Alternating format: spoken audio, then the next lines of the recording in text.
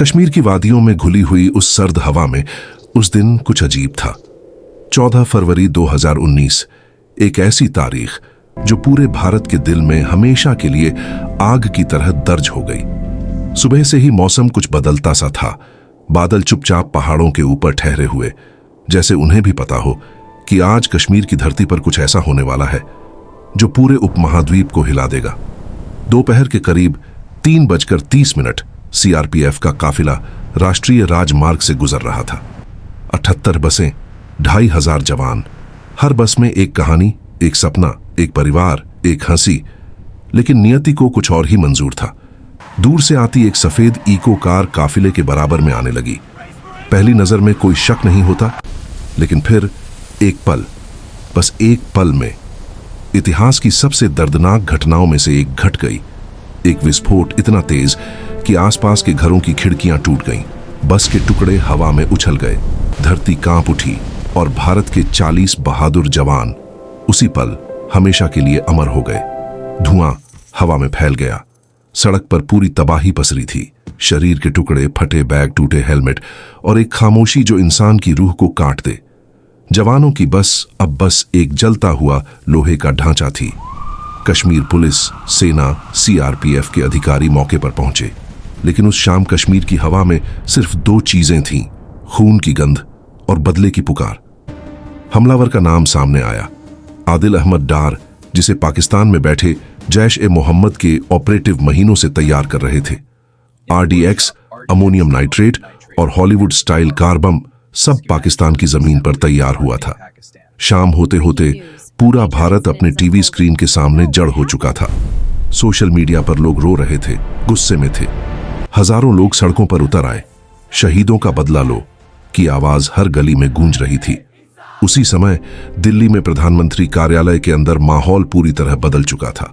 प्रधानमंत्री नरेंद्र मोदी को घटना की पूरी ब्रीफिंग दी गई। उन्होंने कुछ सेकंड तक चुप रहकर स्क्रीन पर जलते हुए मलबे की तस्वीरें देखीं और फिर सिर्फ एक वाक्य कहा, यह भारत माफ नहीं करेगा, अब निर्णय बड़ा होगा। उस रात राष्ट्रीय सुरक्षा सलाहकार अजीत डोभाल ने army chief general Bipin Rawat, air chief marshal BS Dhanoa और नेवी चीफ को एक कमरे में बुलाया। रॉ, आईबी और मिलिट्री इंटेलिजेंस की टीमें पहले से तैयार थीं। नक्शे मेज पर फैले थे। सैटेलाइट तस्वीरें बड़ी स्क्रीन पर थीं। खुफिया रिपोर्टों में एक ही शब्द बार बार चमक रहा था, बालाकोट। यही वह जगह थी जहां जैश-ए-मोहम्मद का सबसे बड़ा कैंप था, जहां प्रशिक्षक, भर्ती और हथियार जमा किए जाते थे और जहां से भारत को जलाने की योजनाएं बनाई जाती थीं। लेकिन यह आसान नहीं था, क्योंकि बालाकोट पाकिस्तान का मुख्य इलाका था, पीओके नहीं, बल्कि पाकिस्तान का असली भूभाग।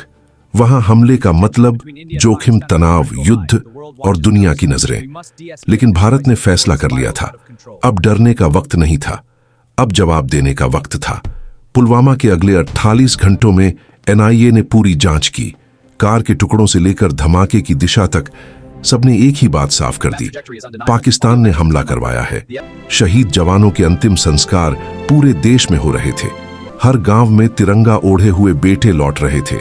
हर मां रो रही थी, लेकिन गर्व से कह रही थी, मेरा बेटा देश के लिए गया है, बदला लेकर आना।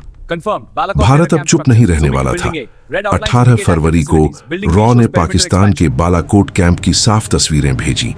वहां 300 से ज्यादा आतंकी ट्रेनिंग में थे। पिस्टन असेंबली, वायरलेस सिग्नल, हथियारों के शिपमेंट के प्रमाण मिले। उस रात प्रधानमंत्री मोदी से सिर्फ एक सवाल पूछा गया, सर, क्या हमें ऑपरेशन की अनुमति है? कुछ सेकंड की खामोशी, मेज पर रखी पेन को उठाया गया। एक हस्ताक्षर और भारत की नई नीति की घोषणा हो चुकी थी। युद्ध नहीं, लेकिन आतंक पर वार उसकी जमीन पर। 24 फरवरी की रात भारतीय वायुसेना की मिराज 2000 स्क्वाड्रन को अलर्ट कर दिया गया। ग्वालियर एयरबेस पर 12 मिराज, स्पाइस 2000 और पॉपाई मिसाइलों से लैस तैयार खड़े थे। पायलटों को मिशन के नाम से अवगत कराया गया। ऑपरेशन बंदर।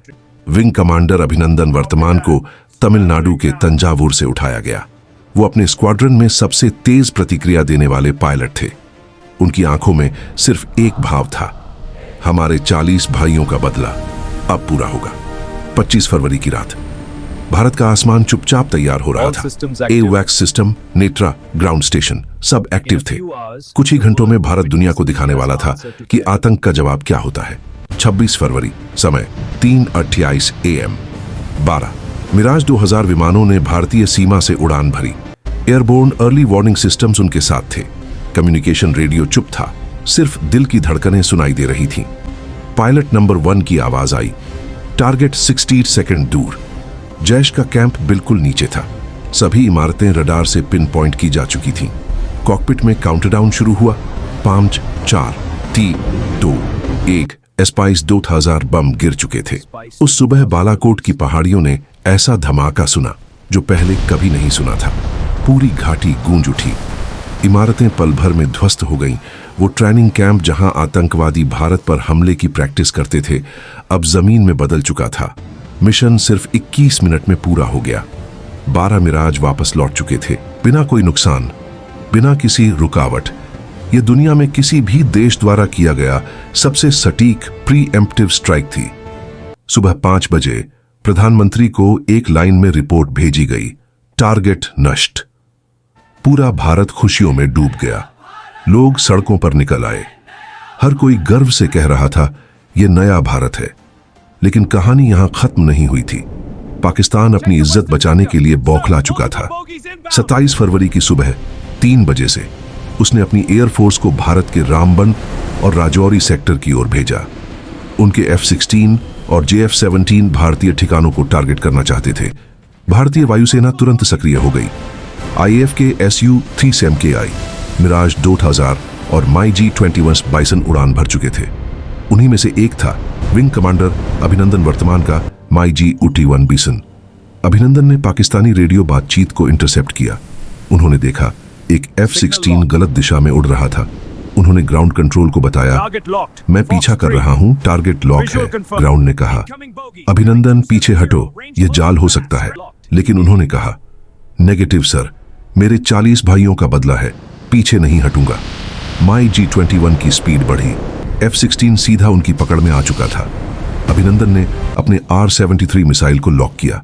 एक बटन दबाया, R-73 मिसाइल आसमान चीरते हुए निकली और पाकिस्तान का F-16 आग के गोले में बदल गया। यह इतिहास का सबसे तेज इंटरसेप्शन था। लेकिन डॉग फाइट अब खतरनाक होती जा रही थी। अभिनंदन का MiG-21 पाकिस्तान के रडार के दायरे में आ चुका था। एक पाकिस्तानी मिसाइल उनके विमान से टकराई। विमान घूमते हुए नीचे गिरने लगा। अभिनंदन ने इजेक्ट किया, पैराशूट खुला और वह पाकिस्तान के इलाके में गिर गए। गिरते ही भीड़ ने उन्हें घेर लिया। हाथ पैर, डंडे, पत्थर, भीड़ किसी भी हद तक जाने को तैयार थी। लेकिन अभिनंदन खड़े रहे। उन्होंने कहा, मैं इंडियन एयरफोर्स से हूं, पूछताछ करो, मारो नहीं। उनकी मूंछें खून से सनी हुई थीं। चेहरा घायल था, लेकिन उनकी आंखों में एक भी डर नहीं था। पाकिस्तानी सेना उन्हें ले गई। पूछताछ हुई, वीडियो बनाए गए। दुनिया भर में यह सुर्खियां बन गया। भारत ने साफ कहा, हमारा पायलट सही सलामत चाहिए। पाकिस्तान पर अंतर्राष्ट्रीय दबाव बढ़ गया।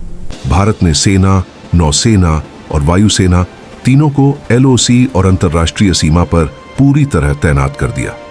भारतीय missile regiment, BrahMos unit, Sukhoi squadron सब वॉर मोड में थे। इमरान खान की सरकार दबाव में थी। अमेरिका, फ्रांस, सऊदी अरब सब पाकिस्तान को समझा रहे थे, पायलट को तुरंत वापस करो वरना हालात युद्ध में बदल जाएंगे। और फिर 1 मार्च 2019 की दोपहर वाघा बॉर्डर पर इतिहास का सबसे गर्व भरा पल आया। विंग कमांडर अभिनंदन वर्तमान अपनी वही बहादुर चाल, वही मूंछें, वही आत्मविश्वास वापस अपनी मातृभूमि की धरती पर कदम रख रहे थे। पूरा देश रो रहा था। पूरा देश गर्व में डूबा हुआ था। दुनिया को समझ आ चुका था, भारत अब अपने सैनिकों पर हाथ नहीं उठाने देगा और आतंक का जवाब उसके घर में जाकर देगा। भारत ने पाकिस्तान को संदेश दिया, हम युद्ध नहीं चाहते, लेकिन अगर तुम युद्ध थोपोगे तो हम तैयार हैं हर मोर्चे पर। बालाकोट सिर्फ एक एयर स्ट्राइक नहीं थी, वह एक विचारधारा थी, एक नीति जो दशकों बाद बदली थी। पुलवामा ने जो दर्द दिया, बालाकोट ने उसका जवाब दिया। अभिनंदन ने उस जवाब को इतिहास में दर्ज किया। आज जब हम पुलवामा की सड़क देखते हैं या बालाकोट के पहाड़ों को, या अभिनंदन की वो मशहूर मूंछें, तो एक बात समझ आती है, देश सिर्फ जवानों से नहीं चलता, जवानों की हिम्मत से चलता है। और उन 40 जवानों की शहादत ने पूरे भारत को मजबूत बनाया। उन्होंने अपने खून से लिखा, भारत को कोई नहीं तोड़ सकता। कहानी यहीं खत्म नहीं होती, क्योंकि पुलवामा सिर्फ एक हमला नहीं था, वह टर्निंग पॉइंट था। उसने भारत को बदल दिया, उसने दुश्मनों को चेतावनी दी। भारत अब सोने वाला देश नहीं, भारत जाग चुका है, और जाग चुका भारत कभी हारता नहीं।